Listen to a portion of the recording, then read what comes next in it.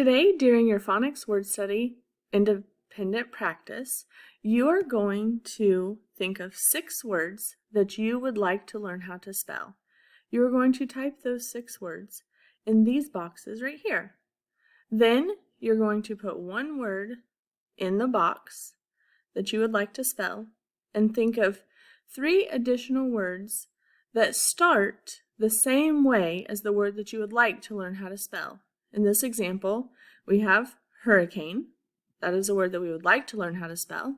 And you thought of the word hurt, hurry, and hungry. All 3 of those words have the same beginning sound, like hurricane. Then you're going to go to this side, and you're going to think of the same ending sound as hurricane. In this example, we have plane because the same ending sound is in hurricane. You will do that for all 6 words.